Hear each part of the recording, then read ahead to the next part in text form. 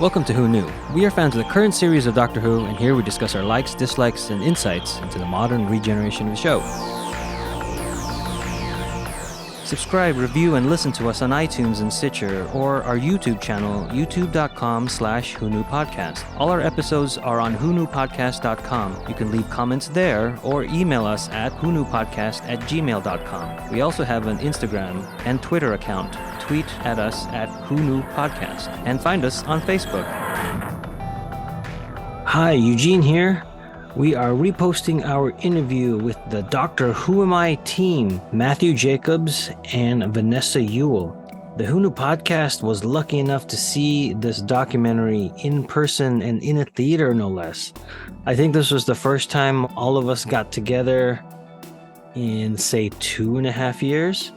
And we all made it out on a rainy Sunday at the American Cinematheque in Las Feliz. And there was a great crowd. Got to see it on the big screen with proper audio, and then it was followed by a Q&A with Matthew and Vanessa. It's just a nice documentary that they made. It's now available for digital purchase on all the platforms, and hopefully with the 60th coming around, you will enjoy this. So go now and purchase it on your digital platform, whatever your preference is, and have a great time watching the documentary Doctor Who Am I? Thanks, Eugene. Hey, this is Auburn. I just purchased Doctor Who Am I from iTunes for $12.99, but you can get it on Amazon Prime for $9.99 as well. I come in towards the middle of this conversation. I was working this day, but thank you all again for listening to this podcast. And please rent or buy Doctor Who Am I and give it a watch. Enjoy. Hi, Eugene here, and we got Matthew Jacobs and Vanessa Yuille, part of the Doctor Who Am I movie documentary coming out soon, right? So we talked to Matt before, but Vanessa, can you tell us a quick version of how you got into Doctor Who? Well, I got into my first experience with Doctor Who was in the 80s when my father, who was a big sci-fi nerd, found this quirky British TV show. And I remember being a kid and being fascinated by this guy. He travels around in a phone booth and all the wonderful quirky things that I remembered. And it was Tom Baker with the scarf and the funny hair. But I didn't really follow Doctor Who when it came back. It was actually Matthew is the reason why I was reintroduced to Doctor Who. I'd worked on a couple of his features before, and we were friends. And it was sort of over passing. It was after the 50th, and he'd been getting invited to conventions. And I'm like, why are you being invited to Doctor Who conventions? That's just weird. And he's like, well, I wrote the 8th Doctor. And I'm like, wait, what? So I didn't know about the TV movie. I didn't know about any of that. Matthew never talked about it. And so it was then Paul McGann. I found the TV movie online and I watched it there and I loved it. We were filming within 2 months of our conversation. So then it was, I quickly got into it. Wow. Yes. Real quick, that was my first introduction to like Doctor Who, because I've only seen like print of Tom Baker in magazines, but that TV movie was my first introduction to a full-on dedicated 2 hours. Yeah, and I mean, watching it now, it's fantastic. My mom has watched it, and she's like, "Oh, this is so great!" Just A lot of lots fun. of great one-liners. Eric Roberts as the master. I mean, Matthew was sort of explaining to me about all of the controversies of the movie, and I just couldn't believe it, really. Yeah. So, I mean, Matthew, you take it away. I mean, it was just sort of like why he was being invited to conventions is kind of funny. Well, it was interesting. After the 50th, I started getting invited to conventions, and I had been invited to a very strange convention in Jacksonville, Florida, which was going to be Colin Baker, me, and Dr. Puppet. And I had I had pictures of this being sort of alligators and Doctor Who fans, and I just didn't want to go. And that's what I was telling Vanessa. And it was Vanessa who was saying, oh my gosh, that's a good story because you don't want to go. And she was right. And Matthew's really funny. And he's great on screen, So the documentary itself, it follows Matthew, and he's quite a character. Like I always say he's kind of like a Ricky Gervais, Larry David type. Throw him into like Doctor Who fans, like, what's going to happen? What's going to happen? Yes, I think if you get the Doctor Who Am I thinking that you're going to see a behind the scenes documentary about the making of the TV movie, you will be disappointed because that's not what it is. What it became was really my journey into fandom, because as I set off on this journey, I didn't believe myself to be a fan. By the time I finished it, I had found a form of fandom, and I also had found a form of regeneration, because we didn't just go to one convention. We went to a couple of conventions, and we went different times. We visited people in their homes, and yes, it's funny, but it's also hopefully people can recognize their own journey to fandom in it. And also we do explore other fans. We explore why they're doing. We explore the idea of how trauma can sometimes be healed by one's fandom, but that's not the only thing, obviously, that brings you to fandom. But it's certainly was for me in a strange kind of a way. And all these mysteries and more get revealed when you watch the movie. Oh, that's good. Speaking of that, the trailer, when we had that conversation a couple years ago, there was no trailer yet. So when the trailer came out, I was like, wow, this is kind of everything that you told us about. And even more, like I felt very connected emotionally to that trailer. Vanessa. Well, it was one of those documentaries where Vanessa's the editor of the film, as well as the co-director and co-producer. And so Vanessa very much was the person who was sort of finding the story, and I think that the story didn't change that much from when I last met you 2 years ago. But bit by bit, we added little bits. Like we brought in Eric Roberts, and Eric talks about, the nature of passion and love, and he's talking with his wife there. So, and in that respect, we stayed very true to where it was 2 years ago. Then that brings me to Vanessa. Matt mentioned that it hasn't changed much from when you guys first started. Like, did it take a lot of time to kind of find that arc of the story?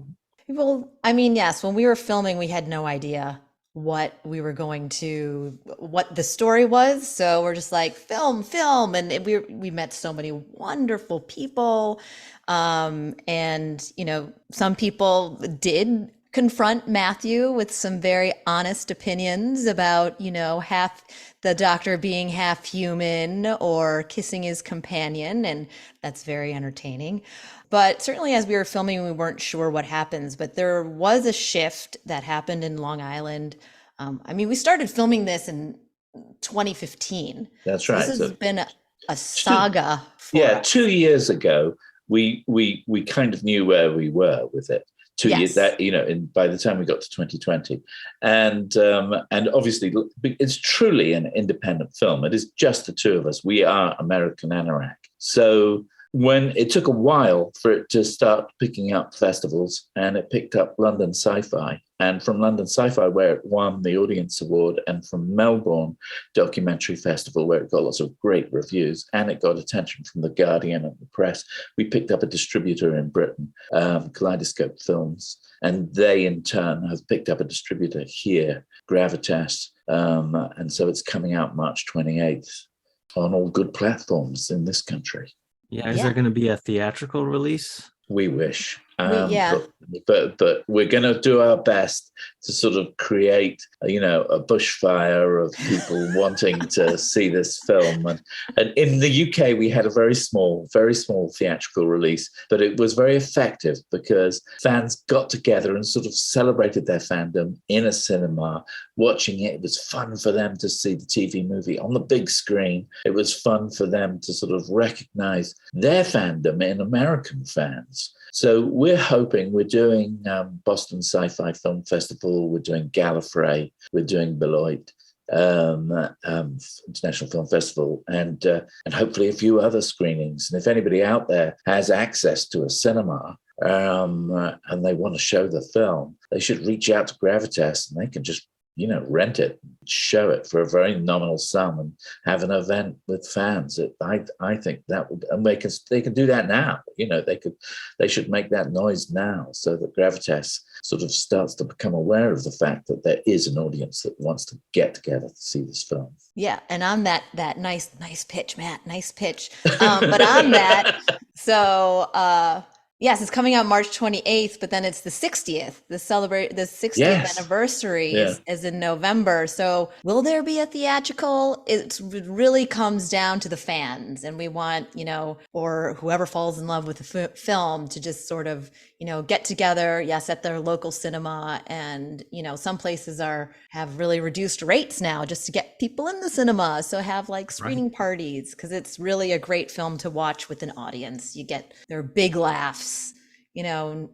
Every time we've seen it, in festival screenings or whatever else, it's always interesting to see how they can catch the nuances, and are just laughing, and then they get quiet at a certain point where it gets very emotional, and the audience goes quiet. So well, that means you've done your job as an editor. It can't all be emotional, and then I know. Where I'm like, they're crying, yes. Well, the Australian festival was pretty much a virtual festival because it was still very much COVID in Australia. So that was fascinating. We were doing a lot of time travel, and as much as we'd be here at some ungodly hour going on ABC on radio in Australia. But as far as American festivals are concerned, we showed at Newport. Our first one was Newport Beach, which is a very sort of ritzy, fantastic festival with, lots of rich people. And then the other festival that was almost the same week that we dashed up to was in Portland, Oregon, which was much more was more of a fun festival taking place in an abandoned shopping mall with all sorts of other shocked filmmakers. And we had a great time. We still managed to fill the audience, and we still managed to sort of have a great time. So those two festivals were good. And then we've shown at various conventions. What were the conventions that we've shown at, Vanessa? Long Island, BritCon. Yes. We're going to be at Gallifrey. Oh, and BritCon, yeah. And yes, and in Chicago. Chicago. Chicago Tardis. Yeah. And that was great because that was like showing to people who are actually in the movie or know people in the movie. It's taken us so long to make the movie that sadly some people have passed, and certainly the carpet has changed at Gallifrey one. At Gallifrey. Are you coming to Gallifrey this year? I don't know yet. Just because before you got on, Vanessa, I mentioned that I had just gotten COVID, so I'm kind of wary. I'm just getting over it. So, oh, you should be good by mid-January or mid-February. February is like good. Next month. I mean, next week. You'll be fine. You'll be fine. I hope to go though. It's a little scary going to these conventions because they are like petri dishes. Yeah, they're tight. They're very like. Yeah. Yeah. So Long Island was a great screening. I think it was like my favorite. And we were in this small room, or not, it wasn't a small room. It was like, a medium-sized room, but it was packed. Yeah. And very intimate. Of course, we're both like, maybe this is when we get COVID. I don't know. But we didn't. And it was great. It was wonderful. It was just like, there were so many laughs. It was nice because when people are closer together, it gives permission to laugh somehow. Yes. Whereas when you're all so spread out, people are laughing and smiling, but you just feel more reserved, I think. Yeah. So, okay, I'll do two things here because originally we wanted to try to get this interview in December of last year, but then you guys were traveling, so I'm glad Yeah. you got all that traveling done so you can talk about it. But then the other thing, maybe Matt can kind of talk about this, is that American television, like especially sitcoms, have that laugh track. And to me, Yes. that reminds me that like we're supposed to enjoy these things as a community, as family, huddled by a TV, being the proverbial fireplace now, listening to radio, where I think it was somebody in the UK was like, American TV is so dumb, they have to have a laugh track so you know when to laugh. I'm like, I don't think that's there's a medium between those two extremes.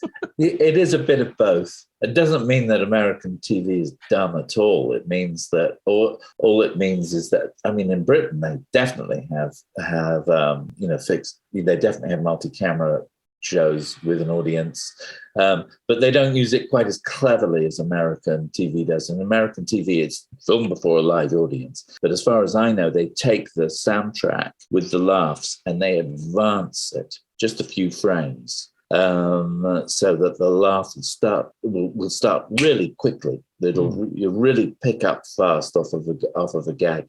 So there is a degree of telling the audience at home, this is funny, this is funny, this is funny. Are they still using laugh tracks? I'm thinking of like, they're not laugh tracks. They'll use, it's always in front of a live audience, but they'll take the sound. Live audience? When it's filmed in front of a live audience, they have four or five cameras, and they record it in chunks, and the audience is there, and the audience reacts, and the audience is part of it. It's a fascinating thing to go to.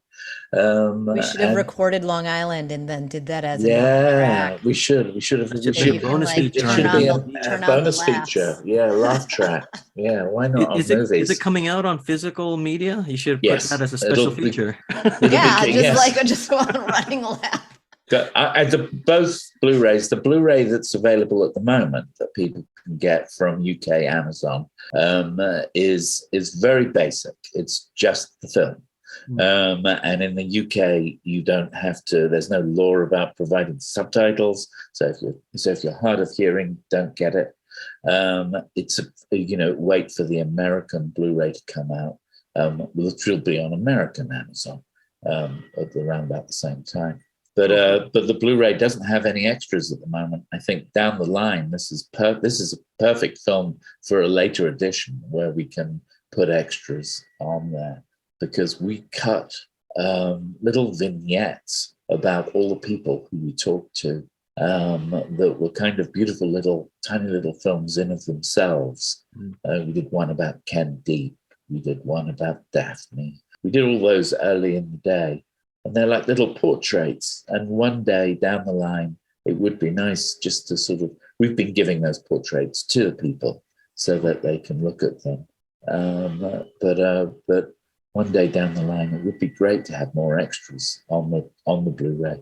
Or just a commentary and a laugh track. Yeah, commentary and a laugh track. I mean, this is something I don't mind double dipping. Get the original release and then get the extended extra deluxe release. Did you watch it? Have you seen it yet? Not yet. I was kind of waiting to get like the podcast group to go to a theater, but if that's not going to happen anytime soon, or like in the March area, might just get it and then we'll just hold our own viewing party. Yeah, go to Gallifrey. Or that. Yes, it's definitely showing that. And we've been talking to American Cinematheque, and they've been talking to us about doing a double bill of the TV movie and the documentary, and to celebrate the 60th later this year.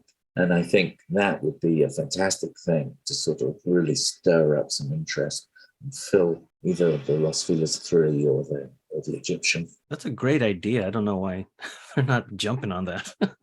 Or I know he's keen. Grant Moninger, who's the guy who's the main programmer at American Cinematheque, is a big Doctor Who fan, and his first experience of Doctor Who as well was the TV movie. Yeah, going back to what you talked about, like all those little vignettes, like Vanessa, how much footage have you shot versus like you had to cut it down to what, 2 hours? I need to go back and like actually, because people ask, and at one point I had the exact like hours and minutes. I mean, a lot of things were shot 2 cameras. So it was like a ballpark, like 80-ish minutes is what I'm 80 saying. hours. I'm sorry, 80 minutes is the length of the finished film. That would be cool. 1-to-1 ratio. But yes, it was a lot. And we kept adding things over the years too. This is my first feature film that I've, directed, co-directed, and first feature to have edited. And Matthew is very adamant of, Vanessa, you have to put your own fingerprint on this. This is something you have to get to the end of like this process. And because it was quite daunting when you're just like, oh my goodness, I have all of this information. How do you, this footage, how do you put it together so it's like a story? Right. And it is certainly daunting at first. And that's when it was just like, okay, we both kind of made these little vignettes on people, but it's like, I always wanted Matthew to be the arc of the story, the framework, and we're following his personal story. And he was, he was reluctant at first, but yeah, I didn't want to do that initially because I thought it was indulgent. But at the end of the day, Vanessa was right. It was the best way to tell this story. Yeah, I was going to say that follows that story structure of reluctancy, acceptance, and then whatever the ending is. You're right. Redemption. Yeah. Redemption, regeneration. Yes, it's in the spirit of the Doctor of, well, the redemptive the redemptive arc is such a thing that we're familiar with. It's certainly there in things like Empress New Groove and other stuff I've done. We were saying that Matthew is the llama. Yeah, I was like Cuzco. I'm a bit of a dickhead at the beginning of the story, and then bit by bit, I learned the meaning of friendship with my funny friend Vanessa. And I don't know what I suppose is Paul McGann Isma? Is he Kronk? Is he, there's parallels. We often tell the same stories over and over, not just me, but, I think on films, we're used to following somebody, and as we're watching the film, we're saying, "Oh, Eugene's really not getting it, is he?" And then so we're rooting for him to sort of get it, and that's kind of the story that Vanessa saw, because we were picking up things. We could have made short films about a lot of the individuals who we met, and there were all sorts of wonderful people. There was a person who was Ground Zero 9/11, and we did a long interview with him, and he talked about how the firemen there would use Doctor Who as a sort of means of escape from the intensity of the work they were doing. Wow. And that was fascinating. But we couldn't include that. At the end of the day, there were stories like that we came across. Right. I mean, we did talk about it. We wanted to incorporate it because there's also this difference between like fans in New York or, East Coast, West Coast, and sort of just their attitudes and how they express fandom. And then the person who Matthew is talking about, I mean, it is powerful interview, but then we're like, oh, this is becoming too much maybe about 9/11 or something else. And we need to like focus on just these through lines. Yeah. So some the other day had asked like what ended up on the cutting room floor, and it's like, oh, there were just so many great interviews. Yes. We shot a lot of stuff about Daphne Ashbrook, and she there was more of her in the longer versions. And those everybody had a little bit more. Somebody was asking me the other day, where did we shoot Paul McGann? Because they weren't sure. They said, oh, he's just in a garden somewhere. Did you go back to England to shoot him? Well, he's not. It's at Long Island Who, and Long Island, has weather. And so we were out in the sort of misty back, a quiet place behind where the convention hotel was taking place, if anybody's wondering. Huh. You're going to take it where you can get it. Yes. Yeah. I was very nervous making it, wasn't I? Yeah. It was like our first day of shooting in Long Island that morning. And it was just like, oh, great. Okay. As a crew, we're just, all right. We're just gonna get into this. First interview, Paul McGann. Have you had your coffee yet? All right, here we go. Man, you started off like really we jumped high in on the the deep bar. end. Yeah. Yes. I But haven't seen him really since 96. Whoa. So it was, I mean, the previous night we just said hi and he'd agreed to come and do it. And then we said, well, let's meet at 8:30, whatever time it was, out the back of the hotel.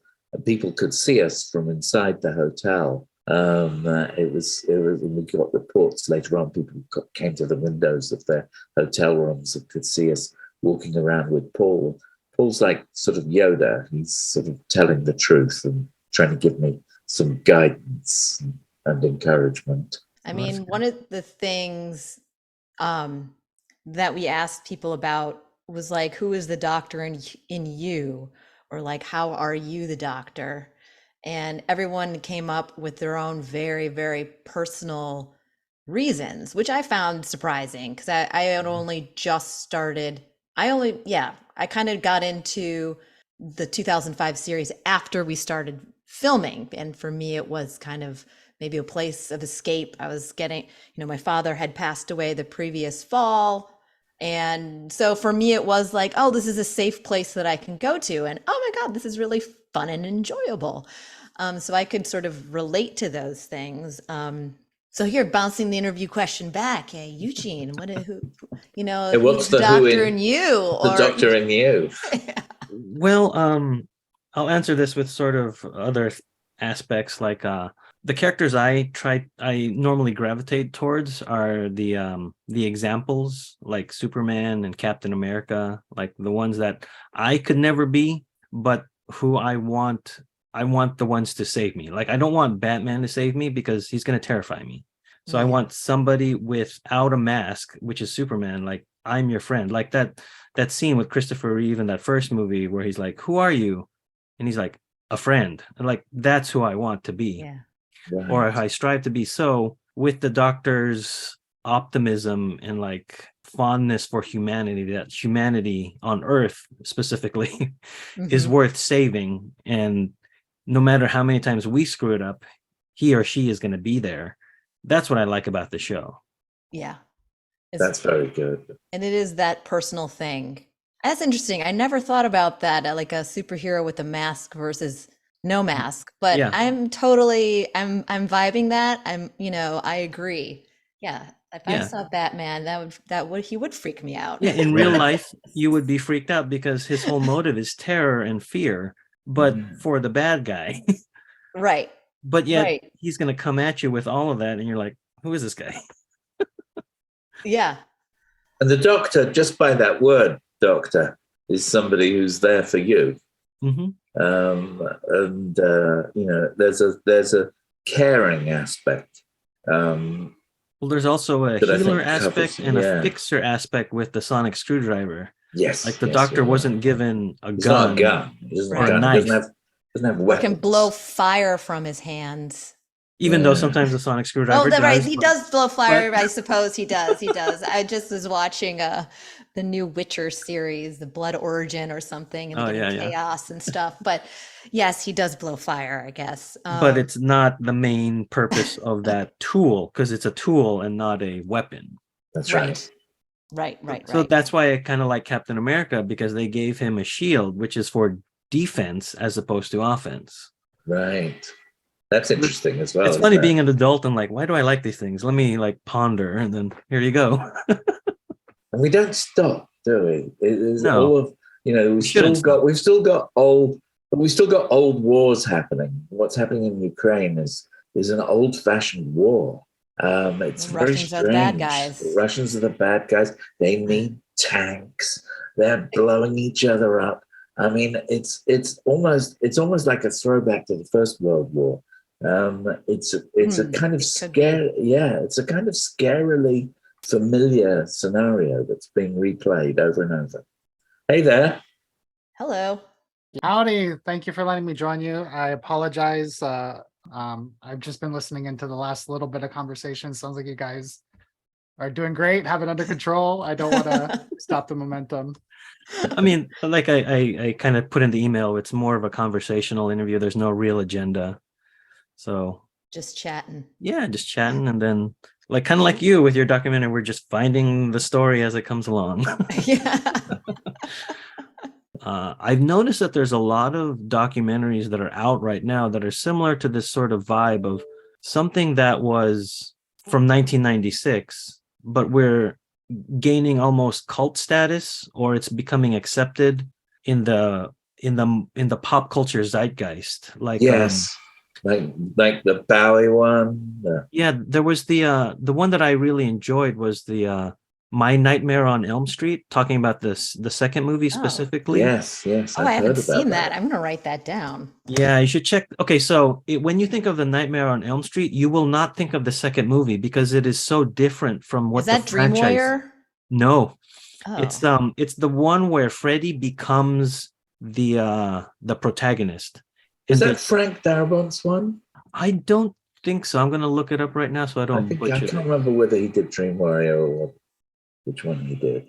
But Or- yeah, that's fascinating. So you mean there are a lot of these films out here that are very specifically taking a small part of pop culture and saying, let's explore Yes. that and let's explore the impact of that piece of pop culture. Yeah, that's true. There is. So this one is called Scream, Queen, ! My Nightmare on Elm Street. And reading from IMDb, it's a retrospective of Nightmare on Elm Street on 2, Freddy's Revenge, and the life of the lead actor Mark Patton. And kind of like similar to the Doctor Who movie where it wasn't accepted as much. Right, And then yeah. throughout time, it's become more embraced.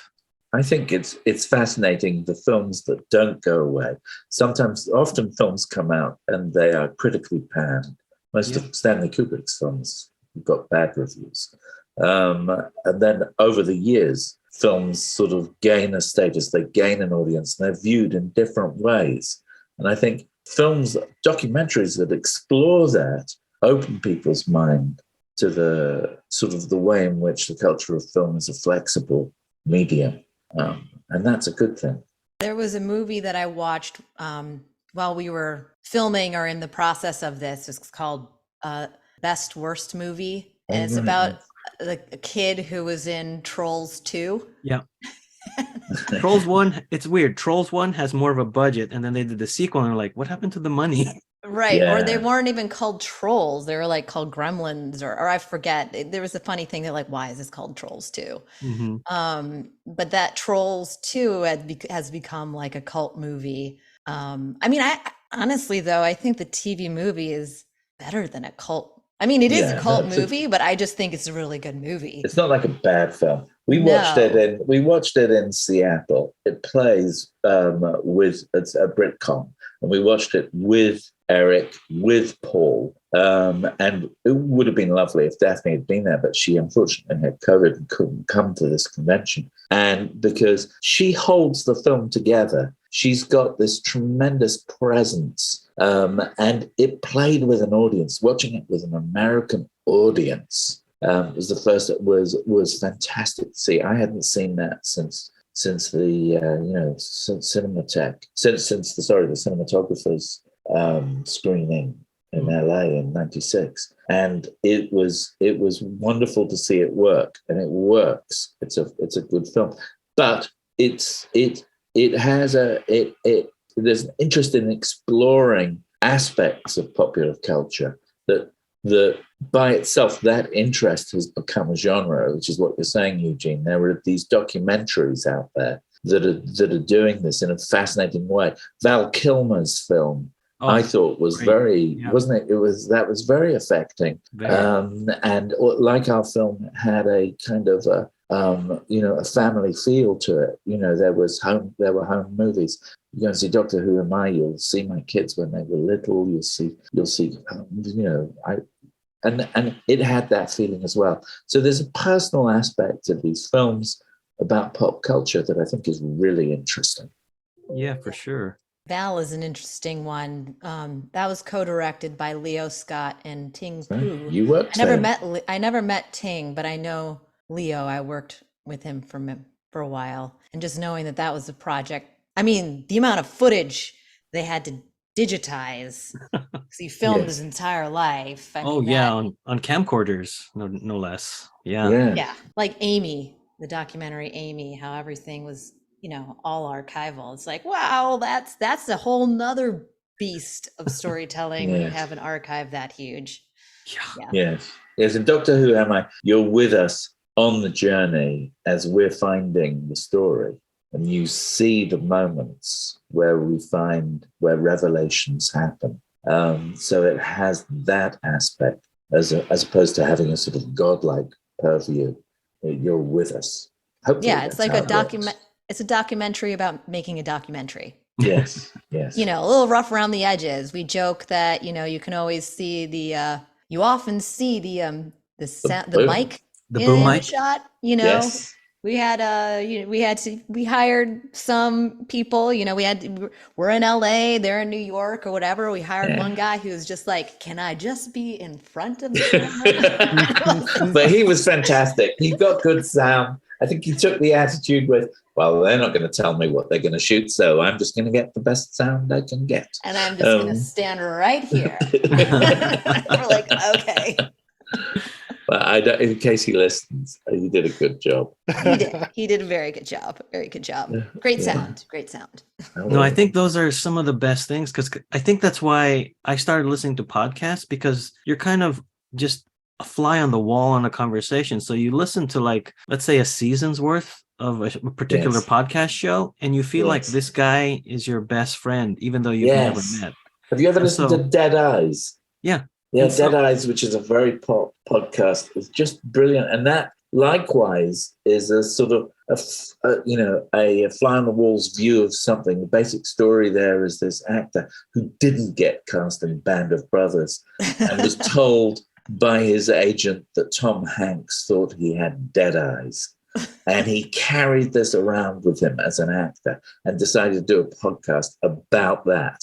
And so he interviews all these people and eventually, obviously, gets to interview Tom. And it's if you haven't heard Dead Eyes, I hate to sort of use yours to publicize something else, but that I'm just saying it the same as you, Eugene. There's these podcasts are fantastic. When I'm cleaning up my small apartment, it's I'll listen to Mark Maron. I mean, my gosh, he did an interview with Courtney Love the other week. That's just you told me about that. Amazing, yeah. I think it's cool that so much now we're looking for community in our media, where before, the tools were so expensive that you couldn't do that. But now we have, the radio analog of podcasts and documentary films, and even feature films can be made with such inexpensive tools. But we're looking for that connection with other people. That's, I think, been lacking in many of our lives, especially after COVID. But what I liked seeing on the trailer for your movie is the family and the community aspect that I hope that you're going to show. I'm sure that you'll bring that out. But yeah, finding those connections in the families that we make instead of the families that we're born into is kind of our generation's That's a very good line. We should have used that. Did you use that? Is that from your trailer? Family, I watched it a while ago. We say a family that's bigger on the inside, but what you just said, that's the family that you make is better than the one you were born into, or is different to the one you're born into. That's a great, that's a good phrase. Yes, it's the born into. Yeah, okay, we might take that too. Write that down. That's fine. Thank you. Because that kind of is relevant to the story of Doctor Who Am I, because I explore my relationship to my father, who was Doc Holliday in the Gunfighters, and it was only after we made the documentary that I went, Doc Holliday, Dr. Holloway. It was like I didn't consciously write, Grace Holloway as a sort of rhyming name for Doc Holliday. That wasn't a conscious thing at all. But they certainly echo each other. The doctor comes to America and establishes a relationship with another doctor. Both shows. Interesting. One doctor is a dentist, Yes, one doctor is a Your dentist. father The plays- other's a heart surgeon. But Right, yeah. but what can you do? And the other one's trying to take out a tooth, and the other's trying to find a bullet. Yeah. Yeah. There's obviously one gets stuck in a groove. Well, there's similar skill sets, tiny things being extracted from the body. Yes. Yeah, so I'm a reality television editor. So when you speak about mounds of footage, I enjoy having mounds of footage to go through, because usually if we don't have enough, that means we don't have the shots we need. Use the shot again. Yes. B-roll. Okay. I mean, you might touch on this in the documentary, but do you have any advice for aspiring filmmakers, whether they be documentary or narrative filmmakers, to impart? That's a pretty big question. I mean, I guess don't give up. That's sort of or also keep good company. We're, as Matthew mentioned before, just a super indie production. We kind of went out with this we're making a movie kind of gusto. Little did we know that would take over 7 years to like get it out there. And at some point, it was our, the friendship, collaboration, just Matthew's probably the more glass half full. I can be glass half empty. So we kind of like, to keep the motivation going and everything like that. So it was like having a good partner to be doing that with. And there are going to be dark times, but you'll get there. Just got to get there. You're dead right. I mean, it is that thing of, if you just keep knocking, eventually somebody's going to open the door. You don't know who it's going to be. You don't know what's going to happen. If you just keep knocking, just keep trying, eventually, things work out. And finding your, as Guillermo del Toro calls it, your film family is very important. That's wherever you are, be you at film school or be you just making films in your own time, collecting people around you who have like minds and who can. You don't want to be alone doing this. Some people get off on that, but I think it's important, to find your family. And I'm not talking from the fan point of view. I'm talking about it's like Vanessa and I started working together after I'd done a film for Bernard Rose called Boxing Day, and I was inspired by that film, which we made for very little money, British Film Institute film. We shot in Colorado with no budget, and it was just like Bernard with a camera and me and Danny Houston. And you can find this film, Boxing Day. It's an interesting adaptation of the Tolstoy novella, Master and Man. Very good.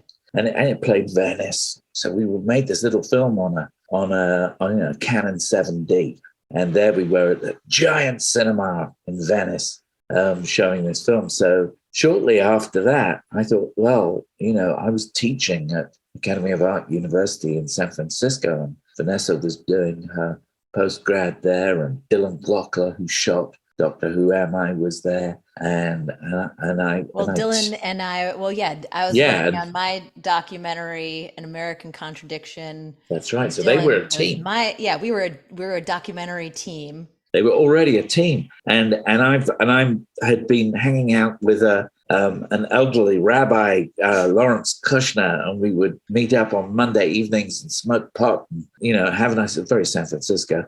And just like, teenagers, let's make a band, let's make a movie. So I said, how much money have you got? I'll match that. What would you spend on a vacation? And then we teamed up with Vanessa and Dylan, who were already a good documentary team. And we made our first film, which was Your Good Friend, which is also easy to get. You can see it on Tubi and on other what's the premise of Your Good Friend? The premise of Your Good Friend is very simple. It's a recently widowed rabbi, played by a real rabbi, Lawrence Kushner, comes from Boston to San Francisco to find the apartment where he'd fallen in love with his wife. But living in the apartment is a washed-up pornographer played by me. And the two of them need money, and they decide to make a website of clergy-approved pornography.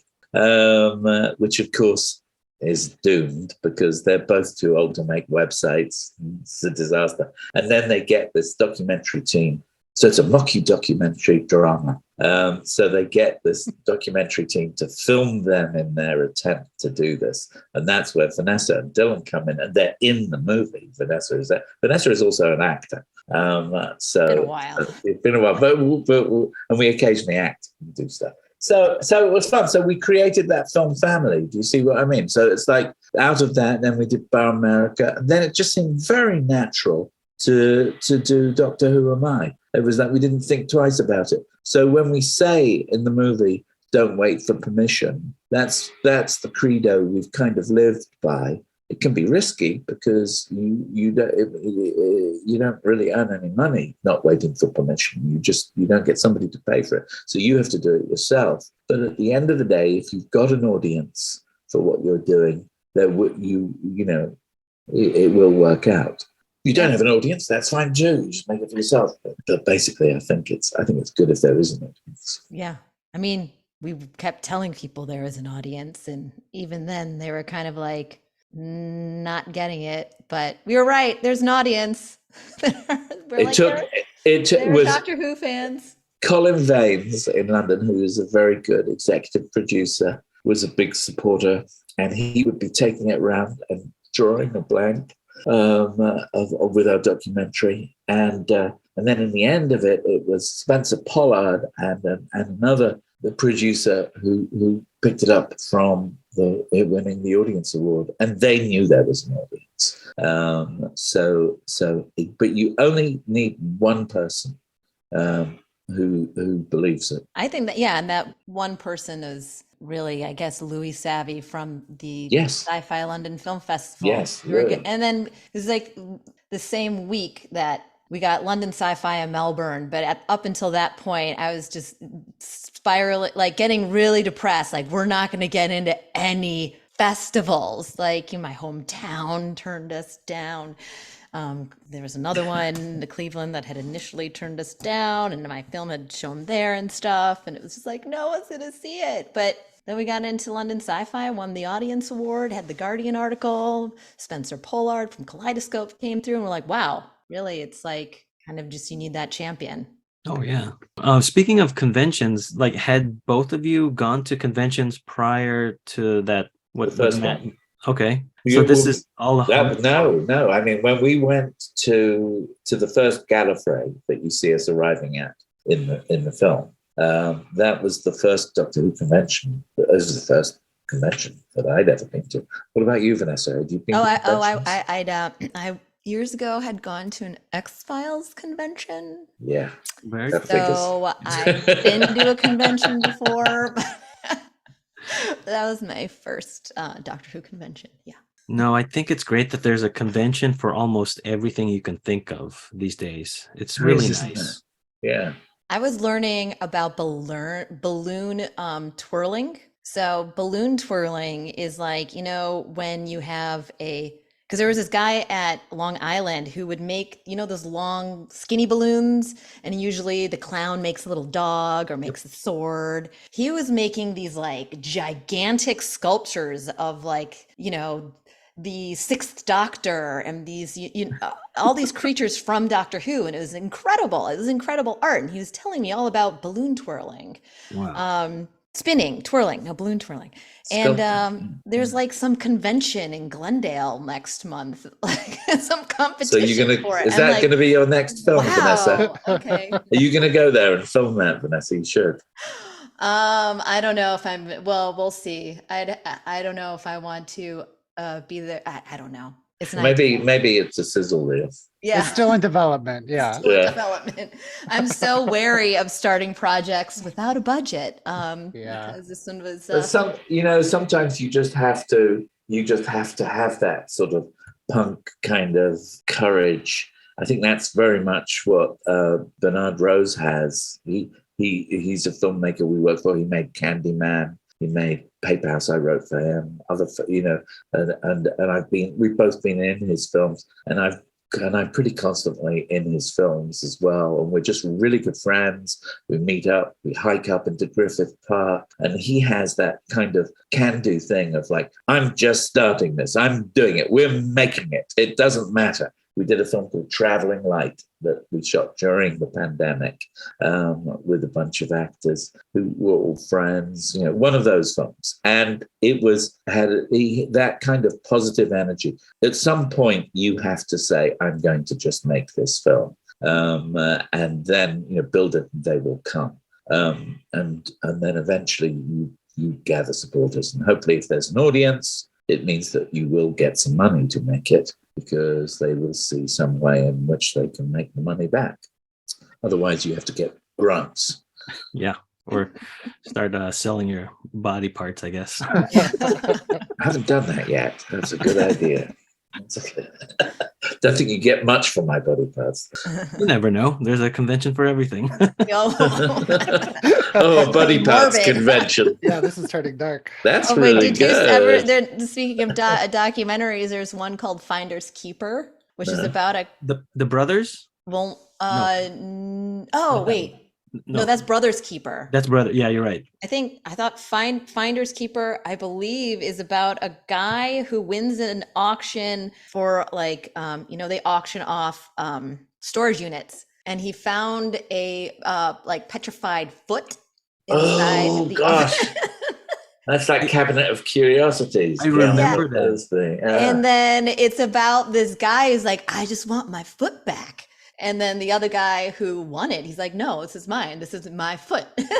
Just like, wow. I looked it up. I remember the poster. It's the foot wrapped in like newspaper. Yes. Yeah. Yes. Oh, that's awful. That's terrible. The guy didn't want to give the foot back. You're just like, you don't want to give his foot back? So weird. We usually end our episodes with like recommending episode. What would you recommend to a new viewer for Doctor Who? But I kind of think like Matt already answered that, but this is different. I may have changed I can't remember what I said. Well, we keep it specific to modern Who. That's right. And I think you said Blink. Yes, Blink. I would still say that. I would still say that Blink is quintessentially has some of the best moments of modern Who. And you can watch it without having seen anything else, and you go, "That's a really cool idea. I like that idea." What about you, Vanessa? I mean, I've referred people to Rose the most, because that's kind of how I got hooked. And even though there are these weird plastic mannequins, you just like keep watching, just keep watching. I loved Eccleston. I thought he was great. I mean, I would definitely recommend the TV movie, because I think that's fun. I'm going to do a third one because it's just so weird, and that is Gridlock. Yes. Oh, wow. Gridlock's great. Yeah. Gridlock, because I'm so allergic to cats. These people, it's just such a weird episode. I don't think it will turn people on to Doctor Who, but being in Los Angeles and knowing Gridlock, Mm-hmm. I think it's a really, really bizarre episode, but kind of like strangely, since we last met, I actually like the Rosa Parks episode. Yes, with Jodie. I mean, I thought that out of all of the Chibnall stuff, that was quintessential. Jodie had it was very much a sort of a family thing.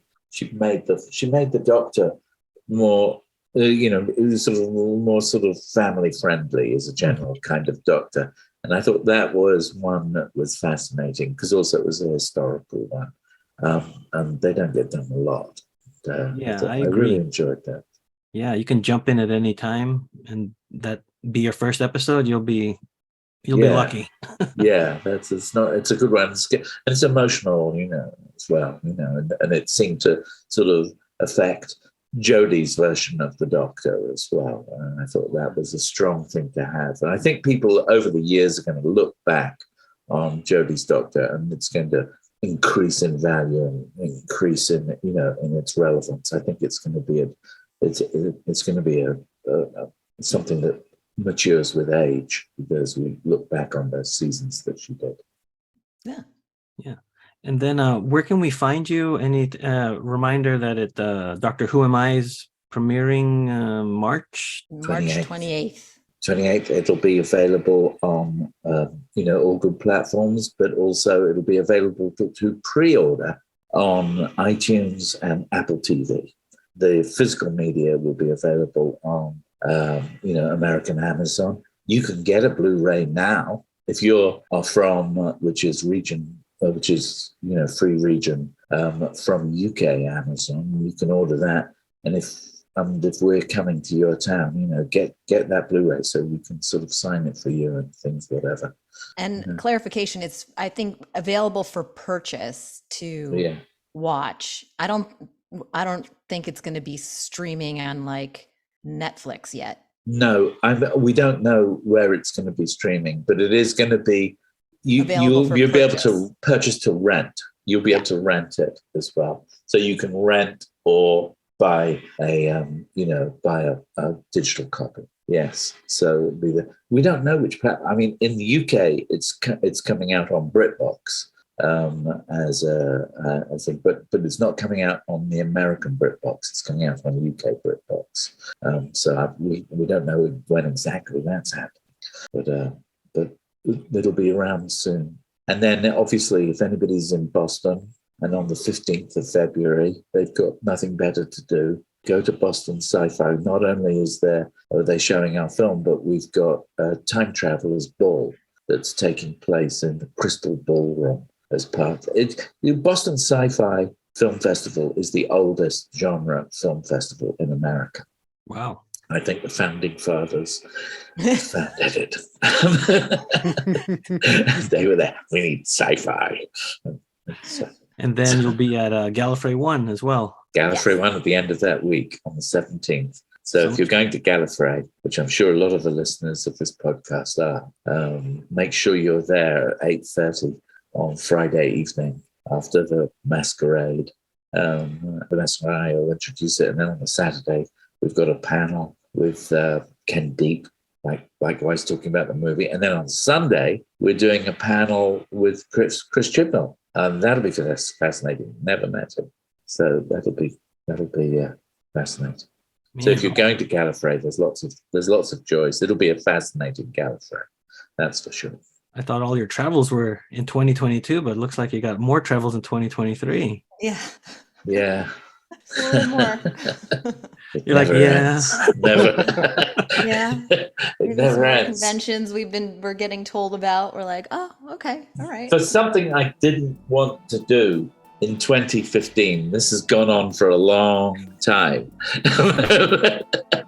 It's taken up a lot of space and time. I've loved it, actually. Money.